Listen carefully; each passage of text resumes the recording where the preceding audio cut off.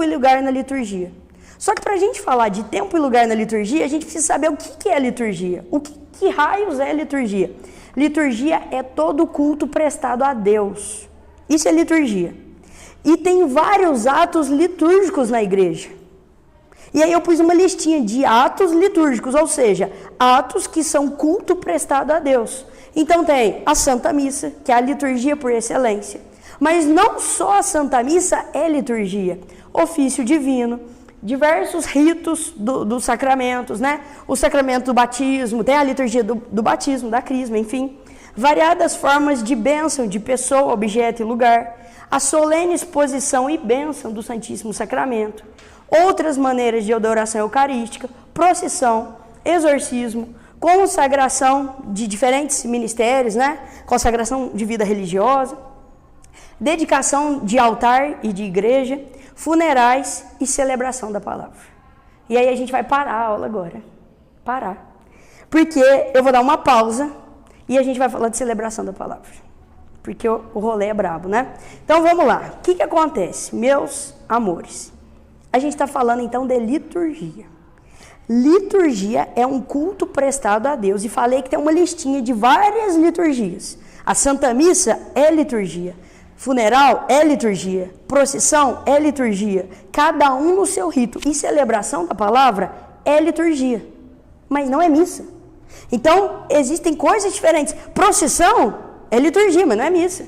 Exorcismo é liturgia, mas não é missa. Celebração da palavra também é liturgia, mas não é missa.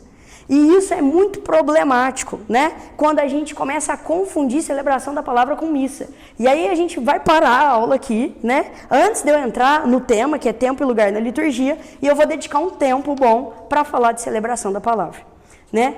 Primeiro, gente, a gente só conhece uma coisa quando a gente conhece a finalidade dela, né? Por exemplo, sei lá, vamos pegar aqui.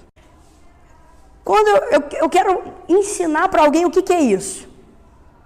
A Simone nunca viu isso aqui na vida dela. Eu quero apresentar isso aqui para ela. Como que eu explico para alguém o que é isso? Pelo material? Ô, Simone, isso aqui é plástico. Ela não entendeu nada o que é isso, né? O formato, ou a cor. Ô, Simone, isso aqui é preto. Ela não entendeu nada o que é isso. Como que a Simone vai conseguir entender o que é isso? A hora que eu explicar para ela a finalidade. Então, Simone, isso aqui chama controle remoto. Ele serve para ligar a televisão, mudar de canal, aumentar o volume. Aí ela começou a entender o que é isso. A hora que eu explico a finalidade. Então, se a gente quer entender o que é uma celebração da palavra, a gente precisa entender a finalidade disso. Para que foi criado isso, né? Para que existe a celebração da palavra? E aí eu comprei esse documento, é o documento número 108 da CNBB, né? Que é sobre o Ministério da Celebração da Palavra. E aí ele vai falando aqui, né? Tudo que eu vou falar está baseado nesse documento, né? O documento oficial sobre a celebração da palavra. Então, primeiro, qual é a finalidade? Para que foi feito? Alternativa A, foi feito para quando o padre está gripado e não tem ninguém para celebrar, a gente chama a celebração da palavra. Gente, não é essa a finalidade. Não foi para isso que foi criado. A celebração a finalidade, evangelizar e alimentar a fé.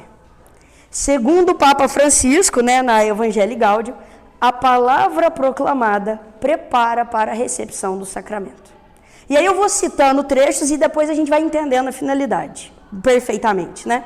Depois, Sacrosanto Concilium, né, o documento do Vaticano II que fala sobre liturgia. Promova-se a celebração da palavra nas vigílias das solenidades mais privilegiadas. Alguns dias do Advento, alguns dias da Quaresma, domingo e dia santo, especialmente onde houver falta de sacerdote. Depois, mais um trecho. O bispo diocesano, onde houver necessidade ou utilidade pastoral, pode permitir por tempo determinado que leigos idôneos preguem nas igrejas e oratórios. E depois aqui, uma do Papa Bento XVI. A celebração da palavra é vivamente recomendada em comunidade onde não é possível, por causa da escassez de sacerdote, celebrar o santo sacrifício eucarístico, nos dias festivos e de preceito. Então, peraí. O que está falando aqui, meu povo? A celebração da palavra, ela foi criada com uma finalidade: evangelizar e alimentar a fé. Alimentar a fé de quem? De quem está correndo o risco de perder a fé. E quem é que está correndo o risco de perder a fé e que precisa ter a fé alimentada? Quem está sem os sacramentos. Esse pessoal que está sem os sacramentos, eles estão correndo o risco de perder a fé. Porque eles não têm a missa para ir, né? Muitas vezes não são batizados, muitas vezes não recebem a crisma, não foram crismados, não têm acesso aos sacramentos. Então essas pessoas estão perdendo o risco, estão correndo o risco de perder a fé. Então a gente precisa de um instrumento para alimentar a fé e evangelizar um povo que não tem acesso a isso. E quando que a gente vai fazer isso? A gente vai fazer isso nas datas mais importantes. Na quaresma, nos domingos de quaresma, nos domingos do advento, na Páscoa, Corpus Christi, as solenidades e vigílias das solenidades. Então aí a gente já começa a entender o seguinte: para que foi criada a celebração da palavra? Para territórios de missão. Então você chega lá na Amazônia, lá não tem padre. Lá não é como nós, que nós temos acesso à missa praticamente diariamente. Aqui em Paraíso nós somos um povo privilegiado. O único dia da semana que não tem missa é terça-feira na cidade. Em algumas regiões do nosso país, não precisa nem ir para outro país. No nosso país mesmo, tem regiões que não tem acesso a padre. Tem lugar que tem padre uma vez por ano, que tem acesso ao sacerdócio uma vez por ano. Essas pessoas, elas estão em perigo de perder a fé. Então a gente precisa de um instrumento para socorrer esse povo, para que eles não percam a fé. Então a gente precisa instituir leigos idôneos, que na falta de sacerdote vão para esses lugares e evangelizem esses povos. Essa é a finalidade. E com aquela noção muito clara: nós não temos padre.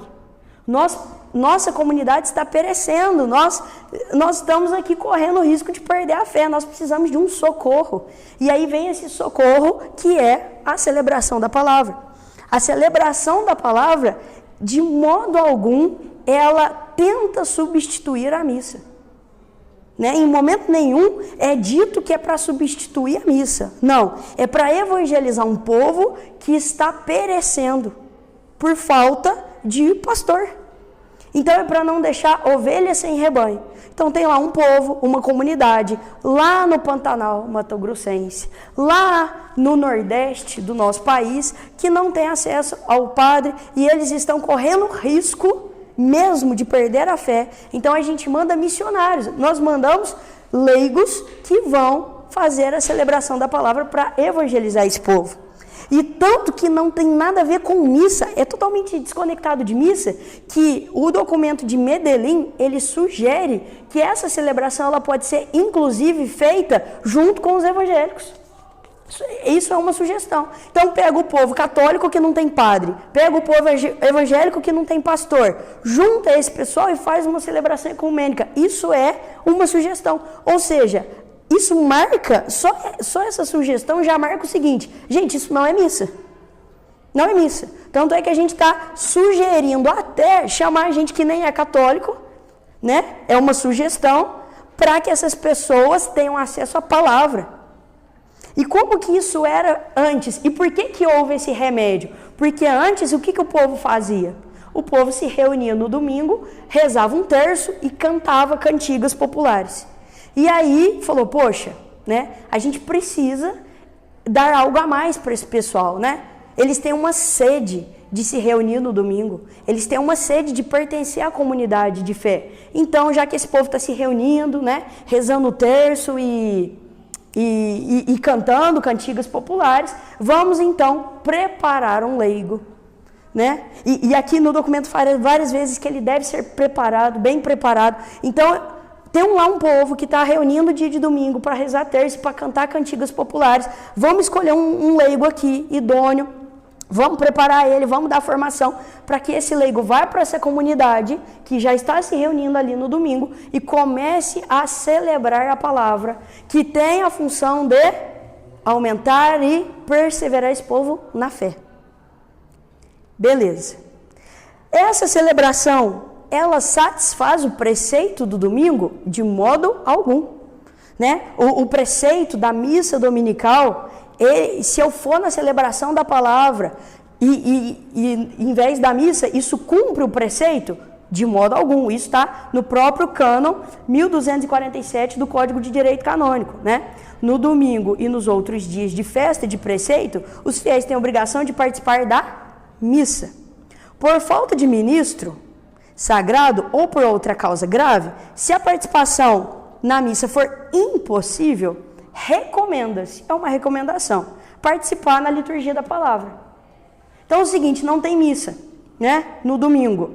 Comunidade ribeirinha dos indígenas lá na fronteira com a Venezuela, não tem missa. Tá, uma das recomendações é a celebração da palavra. Recomendação. Ou então, se dediquem à oração por tempo conveniente, pessoalmente ou em família. Ou seja, nem a celebração, nem nesse caso, nem nessa situação. Ou seja, a gente está falando de uma situação de um povo ribeirinho, indígena, lá na Amazônia, que não tem padre, o padre vai uma vez por ano, e aí lá forma-se um leigo, preparado pelo bispo, que vai fazer a celebração da palavra nos domingos e festas mais importantes, na quaresma, na Semana Santa, para marcar os tempos importantes, nem é segunda, terça, quarta, é nos tempos importantes da igreja, e mesmo assim essa pessoa não é obrigada a ir. Mesmo estando nessa situação. Eu sou um indígena, que o padre vem uma vez no ano, tem a celebração da palavra nos domingos e dias solenes, e ainda assim é recomendado que eu vá. Ou então, se eu não quiser ir, que eu me dedique no domingo, tempo de oração, pessoalmente ou em família. Ou seja, em caso nenhum é obrigatório participar da celebração da palavra. Nem nesse caso extremo, que a única coisa que tem é a celebração da palavra. O padre vai lá uma vez por ano.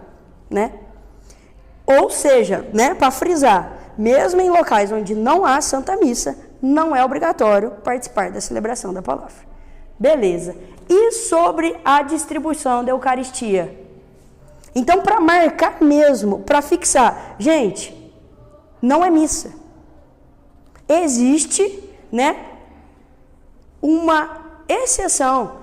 Se por um acaso for possível, pode haver distribuição da Eucaristia. Ou seja, não é missa, né? Não era para ter essa. Se é uma exceção. Aqui, ó, nesse documento aqui, ó, parágrafo 50. Eu coloquei até em letra, como é que fala? Caixa alta. Contudo, isso aqui está no documento, não é palavra minha. Não confundir nunca essas celebrações com a Eucaristia. Olha o que está escrito no documento.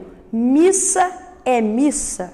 Celebração da palavra, mesmo com distribuição da comunhão, não deve levar o povo a pensar que se trata do sacrifício da missa. Gente, o povo não pode nem pensar. Não deve levar o povo a pensar que se trata do sacrifício da missa. Isso aqui está no parágrafo 50 desse documento 108 da CNBB. Então, ele não dá... Ele fala isso, né? Que o povo não pode pensar, mas ele não chega a especificar exatamente o que pode e o que não pode. Mas o padre Paulo Ricardo, interpretando esse documento, ele sugere, né? Se é para o povo sequer pensar... Então, por exemplo, sugestões que ele dá. O ministro da palavra não deveria sequer ficar no altar. Ele fica sentado junto com o povo. Sentado. Então, ele chega, aí ele vai no altar, faz a saudação inicial. Na hora da leitura, o ministro senta, junto com a família dele. Esposos, filhos, ele senta. Não fica lá no altar. Aí vai um leitor, faz a leitura. Senta no banco. Ninguém no altar. Aí vem o salmista, lê o salmo ou canta. Senta. Aí o ministro que está lá sentado, lá com o povo, com a família dele, com a esposa dele, com os filhos, levanta, vai lá, proclama o evangelho e faz uma homilia. Depois disso, senta. Porque aí que o documento fala, né? Que aí quem distribui a Eucaristia não pode ser o mesmo que está celebrando, para mostrar que são funções diferentes. Então ele senta. Aí vem um outro ministro, levanta e distribui a comunhão. Senta, né? Ninguém fica no altar, né? O documento não chega a falar isso. Né? O documento não chega a falar de sentar no altar, de não sentar, de ir ao presbitério, de não ir, mas interpretando o documento, o Padre Paulo Ricardo sugere isso, né? Para realmente não dar de forma alguma, nem aquele mais ignorante do ignorante, não ter nem um pensamento de que aquilo é a missa, né? Nenhum tipo de confusão, né? Nem o mais ignorante do ignorante deveria ter esse pensamento. Né? Depois o documento continua, agora parágrafo 65. A CNBB lembra, isso está no documento, né? Transcrevido o documento. A CNBB lembra que na celebração da palavra não se devem introduzir gestos memoriais próprios da missa, apresentação da oferenda, oração eucarística, fração do pão, Cordeiro de Deus, né? Que tem muito, né? Nas celebrações da palavra, o pessoal costuma cantar, o coral canta o Cordeiro, né? Depois, ainda nesse documento, parágrafo 93, este não é um momento litúrgico apropriado para adoração eucarística. Então, também não deveria ter lá uma exposição ao Santíssimo, e aí faz um momento, e ali já junta, né?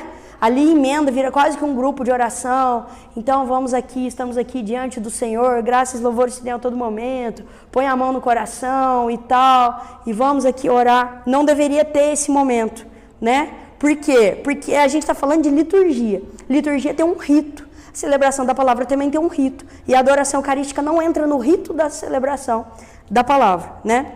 Depois, o mesmo documento, né? Esse documentinho aqui, o 108, né? Parágrafo 99. O diretor da congregação para o culto divino sobre celebração dominical na ausência do presbítero orienta que se tenha presente a possibilidade de celebrar alguma parte da liturgia das horas. Então, o que ele recomenda aqui? Gente, populações ribeirinhas, lá do Pantanal Mato Grossense, não tem padre. A gente forma um leigo para ser o ministro da palavra. O que ele vai fazer no domingo e dias solenes? Liturgia das horas. Ou as laudes, se for de manhã, ou as vésperas, se for à noite. Essa é a recomendação, né? Que se reze, então, e ali, nesse momento de rezando laudes ou rezando vésperas, que ele faça ali uma homilia para, como eu disse, qual que é a finalidade? Evangelizar e alimentar a fé do povo. Então, ali, né, rezando laudes, rezando as vésperas, conduzida por aquele ministro idôneo, que foi um leigo preparado pelo bispo, ele pode ali fazer uma homilia e orientar o povo, o que distingue totalmente da missa. Porque, mais uma vez, como diz o parágrafo 50, o povo não pode sequer pensar que é missa. Nem pensar o povo pode, né? E depois, no parágrafo 106, ele fala sobre partilha de alimento, o que eu achei interessante, porque o que é a função, né? Então, a gente é um povo que não tem padre, que a gente precisa ajudar com que eles se sintam uma paróquia. É um povo, porque a gente não quer que eles sejam ovelhas sem pastor. Então, a gente precisa ajudar esse espírito, né, de convivência e tal. Então, sugere que depois de rezar laudes ou rezar a véspera, que façam a partilha de alimento em local apropriado. Óbvio que não vai ser dentro da igreja. Então, ali no salão do lado, que façam a partilha de alimento. Sempre com a intenção de que vamos alimentar nesse povo a fé, através da pregação que a gente fez aqui na oração da laudes, na oração da véspera, fez uma pregação para alimentar a fé desse povo, depois a gente faz uma partilha de alimento para ter um momento ali de convívio, para que esse povo se sinta uma paróquia, para que eles não se sintam como uma ovelha que não tem pastor. Então, é muito interessante, eu recomendo, né? Quem gosta do assunto, existe um outro documento que é o 52 também, sobre celebração da palavra. O 108 cita muito o documento 52, né? Muitas referências ao documento 52. Então, esses são os dois principais documentos da CNBB que regulam a celebração da palavra. E, por fim, eu ainda nem comecei a aula, né? Eu ainda estou, assim, na observação, né? Ainda nem comecei a aula, eu estou fazendo uma observação sobre celebração da palavra. Mas a conclusão dessa parte, mas é uma conclusão minha, 100% minha, tá? Quem discordar, fique à vontade. Qual que é a minha conclusão? Né? Eu li esse livro, reli e reli. 3 vezes, li. E fiquei, né? Faz umas 3 semanas que eu estou assim, né? Leio, releio, volto, vou mastigando, ruminando, volto e penso. Gente, o que eu pensei, né? Fui convidado para ser ministro da palavra, né? O padre chegou e me convidou. E agora? Gente, a conclusão que eu cheguei para mim. Se o padre chegasse hoje e me convidasse, tá aí, você gostaria de ser ministra da palavra aqui na paróquia? A conclusão minha. Caso pretenda ir para comunidades indígenas da Amazônia, que tem acesso ao sacramento uma vez por ano, aceite o convite. Você será muito útil lá. Caso tenha a intenção de permanecer aqui, celebrando missa substituta quando o padre estiver doente, favor não aceitar, né? Eu acho que é uma conclusão minha, né? Não deveria. A nossa diocese, ela tem muitos padres, né? Não há necessidade de nós termos na nossa diocese celebração da palavra, né? A nossa diocese não é uma diocese que está com falta de padre a ponto de precisar de leigos para fazer esse trabalho, né? Nós não somos aqui comunidades ribeirinhas que temos acesso ao padre uma vez por ano. Então, mas, como eu disse, né? Reforço, essa é a minha opinião. Quem quiser discordar, também é isso, né? Então, eu acho importante reforçar isso, porque, infelizmente, isso virou uma cultura na nossa diocese, né? Inclusive, eu fico até revoltada, assim, quando eles sequer avisam, né? Eles não avisam, olha, essa semana eu vou estar viajando e na paróquia haverá a celebração da palavra. Eles sequer avisam. Então, você chega lá sem saber, né? Às vezes, só ali na procissão de entrada que você vai descobrir que não é missa. Ou seja, o tempo todo, né? Esse não avisar, isso já induz o povo ao quê? A fazer aquilo que o documento fala que não pode. O que o documento fala? Que o povo não pode pensar que é missa. Então, se eles não avisam, galera, eu vou viajar essa semana, né? Quando tá doente, é uma coisa, fiquei doente de repente, tudo bem. Mas tem padre que já sabe. Eu já sei que no fim de abril eu não estarei aqui. Já deixa o ministro avisado e não avisa o povo.